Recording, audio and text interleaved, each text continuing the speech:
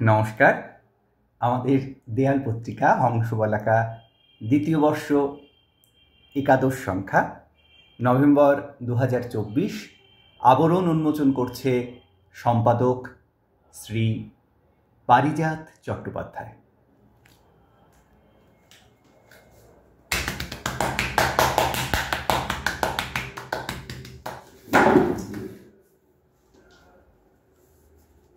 সম্পাদকীয়। বন্ধুরা, সবাই ভালো আছো তো? নভেম্বর মাস তো শেষ হয়ে গেল, তাই না? বাংলা ক্যালেন্ডার অনুযায়ী এখন অগ্রহায়ণ মাস চলছে, মানে এখন হেমন্তকাল। বিকেল বিকেল সূর্য অস্ত যাচ্ছে। সূর্যটা তখন সিঁদুরের মতো টকটকে লাল। রাতে শিশির পড়ছে, হালকা কুয়াশাও দেখা যাচ্ছে মাঝে মাঝে সকালে। শীতকাল না হলেও কিন্তু ঠান্ডার আমেজ খুব ভালোই টের পাচ্ছি। রাতে গায়ে চাদর দিয়ে শুতে হচ্ছে। অনেক শীতের ফুলও ফুটতে শুরু করে দিয়েছে। আচ্ছা, তোমাদের ওখানে কেমন ঠান্ডা? এদিকে ঘরে ঘরে সবার জ্বর হচ্ছে। বাবার জ্বর হয়েছিল, তারপর মায়ের হলো, শেষে আমারও হলো। বেশ কয়েকদিন ভুগলাম। জ্বর যদি বা কমলো, কাশি আর কমে না। কেউ বলে মধু খাও, কেউ বলে তুলসী পাতা খাও, আবার কেউ বলে গরম জল খাও। এইসব সামনে, তারপর আবার পরীক্ষা সামনে, তবে এই দেয়াল পত্রিকা প্রকাশ করলাম। তাই একটু দেরি হয়ে গেল। ও হ্যাঁ, আমার দেয়াল পত্রিকায় এক নতুন বন্ধু সমদর্শী দত্ত মধ্যমগ্রাম থেকে ওর আঁকা দুটো সুন্দর ছবি পাঠিয়েছে। কি দারুণ ব্যাপার, তাই না? ওর আঁকা ছবিটা তোমাদের কেমন লাগলো জানাতে ভুলবে না কিন্তু।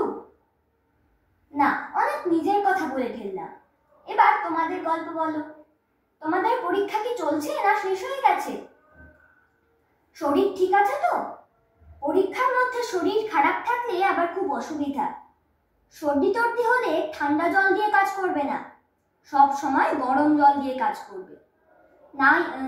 নইলে আরো বেশি ঠান্ডা লাগবে। তোমরা সবাই খুব সাবধানে থেকো। এখন সব বাড়িতে জ্বর সর্দি হচ্ছে। পরীক্ষা শেষ হয়ে গেলে পড়াশোনা করার দরকার নেই, কিন্তু পরীক্ষা চললে মন দিয়ে পড়াশোনা করো। সবাই ভালো থেকো। জয় হিন্দ। এখানে সৌভিক চট্টোপাধ্যায়ের লেখা একটা কবিতা আছে। কবিতার নাম কাকচরিত্র। তোমরা কি কেউ বলতে পারো কাকপক্ষের মানে? কাকদন্ত কথার অর্থ কজন লোকে জানে? কেউ কখনো দেখেছো কি কাকচক্ষু জল? বুদ্ধি করে বলো দেখি, কোনটা বা কাক ফল? কাক নিদ্রা বলি যদি, কি বোঝাবে তাকে? কাক জ্যোৎস্না দেখেছো কি তোমরা কোনো রাতে? কাক বিরু কে বলো দেখি, কেই বা কাক পুচ্ছ? কাকভূষণ কি যিনি, তাকে করো না ভাই তুচ্ছ। কাকিনাড়ার ফুল কাকিমা সোনার কাপন পরে, কাক দেখবে যান ফুল তুলতে প্রত্যহ কাক ভরে। চুল আছড়াবো, তাড়াতাড়ি কাকইটাকেও আনো। কাক অশ্ব পরিবেদনা, এর মানে কি জানো? কাক পদ তো সবাই চেনো, নাম জানো না হয়তো। কাক জম্বু খেয়ে দেখো, খারাপ খেতে নয় তো। কাক স্নান কি করো তোমরা মাঝে মাঝে শীতকালে? কি করবে বলো দেখি, কাকদরে কামড়ালে? কাক কৃষ্ণ বলবো কাকের মতন কালো হলে। ভাত ছড়ালে কাকেরা সব অমনি আসে চলে। কাকা গমন তালের পতন, কাকতালিও এটাই। দাঁড় কাক কি দেখেছো কেউ? কাকল হলো সেটাই। তীর্থের কাক বলতে বোঝায় অলস অকর্মণ্য। মাথায় তোমার কাকের বাসা বানাচ্ছ কি জন্য? নবান্নতে নতুন ধানে দিয়েছ কি কাক বলি? অস্ফুট যে মধুর ধ্বনি, তাই হলো কাকলি। এখানে আমার লেখা একটা গল্প আছে, সেই গল্পের নাম পল্টু ও তার অদ্ভুত শাঁখ। পল্টুর বাড়ি সমুদ্রের ধারে। রোজ সকালে ঘুম থেকে ওঠার পর সমুদ্রে সূর্যোদয় দেখে দিন শুরু করে সে। প্রতিদিন সমুদ্রের বেলাভূমির বালির ওপর দিয়ে সে অনেকটা পথ হাঁটে। জল এসে পা ভিজিয়ে দেয় তার। তখন ওর খুব মজা হয়। পল্টু রোজ সমুদ্রের তীরে বালির মধ্যে থেকে শামুক, ঝিনুক কুড়িয়ে তার ঘরে নিয়ে যায়। সেসব নিয়ে খেলতে ভারী ভালো লাগে তার। একদিন পল্টু সমুদ্রের ধারে ঘুরছে। হঠাৎ দেখে সমুদ্রের ধারে একটা ধবধবে সাপ পড়ে আছে। ও তাড়াতাড়ি ওই সাপটা তুলে নিয়ে তার খেলার ঘরে সেটা রেখে দিল। কিছুদিন পর পল্টুর যখন সেই সাপটার কথা মনে পড়লো, ও ভাবলো, দেখি তো ফু দিলে সাপটা বাজে কিনা।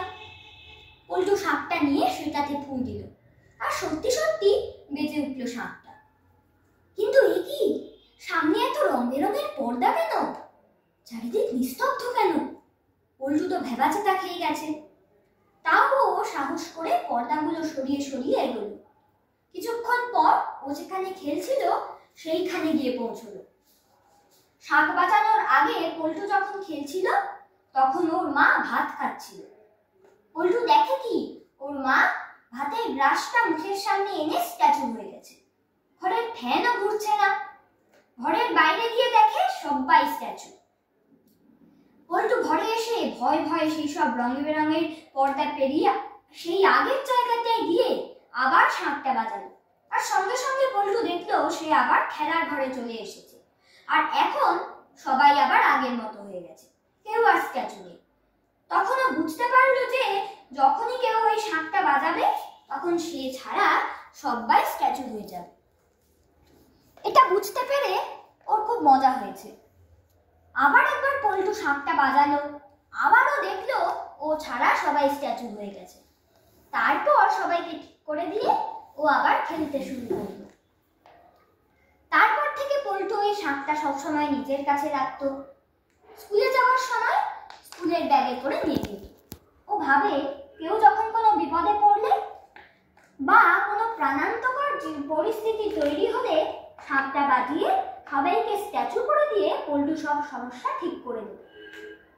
একদিন পল্টু বাসে করে স্কুলে যাচ্ছে।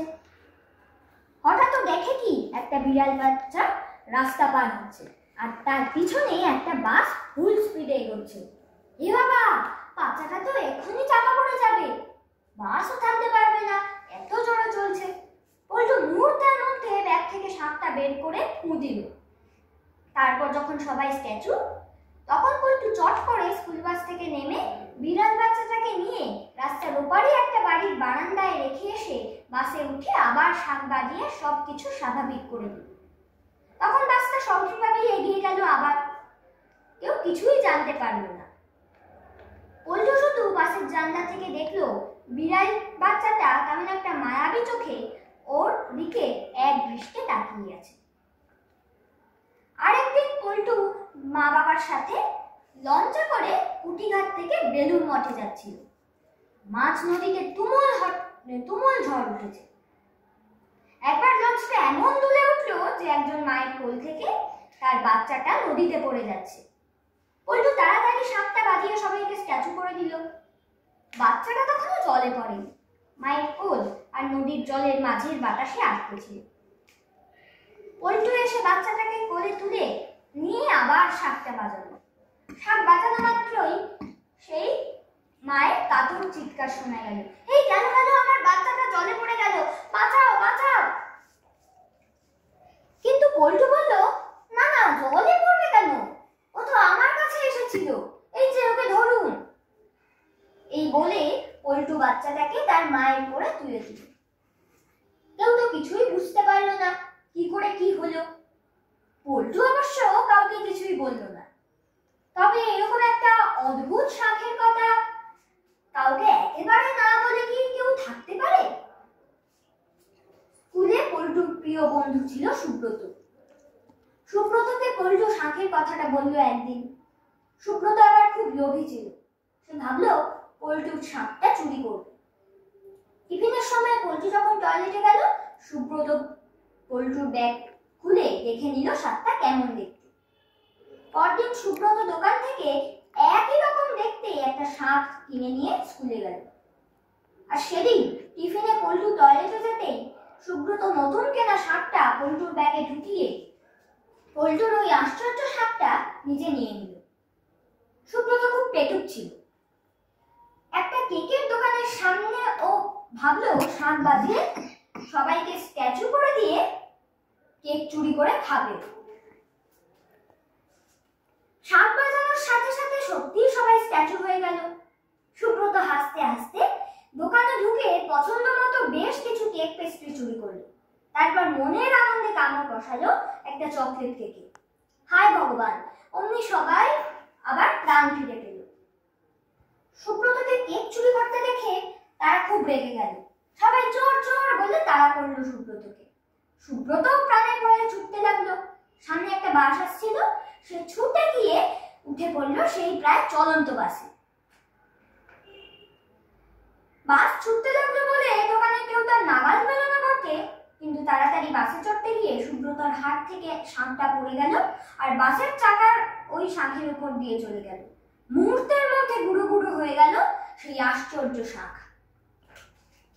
বাড়ি ফিরে সুব্রতর খুব মন খারাপ। সে হাত মুখ ধুয়ে দুটো ভাত খেয়ে বিছানায় একটু শুয়েছে। হঠাৎ ও দেখে ওদের বাড়ির সাদা বিড়ালটা এসে ওর কানে কানে বলছে সুব্রত শাঁখ বাজিয়ে সবার সাহায্য করছিল, তাই শাঁখটা ওর কাছে সাহায্য করেছিল। কিন্তু তুই তো চুরি করে খাবি বলে শাঁখ বাজিয়েছিলি, তাই শাঁখটা ঠিক মতো কাজ করেনি আজ। চোরকে কেউ ভালোবাসে না, তুই আর চুরি করিস না সুব্রত। না না, আমি আর কখনো চুরি করবো না, কোনো খারাপ কাজ করবো না বলে কাঁদতে থাকে সুব্রত। আর তখনই তার ঘুমটা ভেঙে যায়। সুব্রত তাকিয়ে দেখে ওর মাথার কাছে সত্যি ওদের বাড়ির বিড়ালটা বসে বসে নিজের গা হাত পা চাটছে। সুব্রত কেমন যেন উদাস চোখে তাকিয়ে থাকে সেই বিড়ালটার দিকে। ওদিকে বাড়ি ফিরে পল্টু যখন বুঝতে পারলো যে শঙ্খটা আর কাজ করছে না, ওরও খুব খারাপ লাগলো, খুব কাঁদতে ইচ্ছা করলো। ও কিছুক্ষণ কাঁদলো ঘরের কোণে একলা বসে। কিন্তু পল্টু ভাবলো না, আর সে কাঁদবে না, যা গেছে তা যা। শাঁখের আর আগের মতো আশ্চর্য ক্ষমতা নেই তো কি হয়েছে? যখনই সুযোগ পাবে নিজের যেটুকু ক্ষমতা তাই দিয়ে অন্যদের ঠিক সাহায্য করবেই করবে। আর এরকম ভাবতে ভাবতে মনটা আবার ভালো হয়ে গেল পল্টু। মানে আমার একটা কবিতা আছে, কবিতার নাম মামা বাড়ির স্বপ্ন। কালকে দুপুরে ঘুমিয়ে ঘুমিয়ে স্বপ্ন দেখেছি শোনো, মা বলছে হেসে মামা বাড়ি গেলে মার দৌড় নেই কোনো। তক্ষুনি তাই একা ট্রেনে করে সোদপুরে যাই আমি, সেখানে আবার মামা বাড়ি আছে দাদু দিদা মামা মামি। দুপুরের দিকে গল্প করতে গিয়েছি মামির ঘরে, মামি ডেকে বলে এখন যা তুই, আসিস না হয় পরে। আমি তবু বলি কি যে বলো তুমি, ওঠো দেখি তাড়াতাড়ি। রেগে মেগে মামি আমার পিঠেতে বসালো স্কেলের বাড়ি। ও মা গো, বাবা গো, বাঁচাও আমাকে বলি চিৎকার করে। অমনি ঘুমটা কিসের শব্দে ভেঙে গেল চটকন।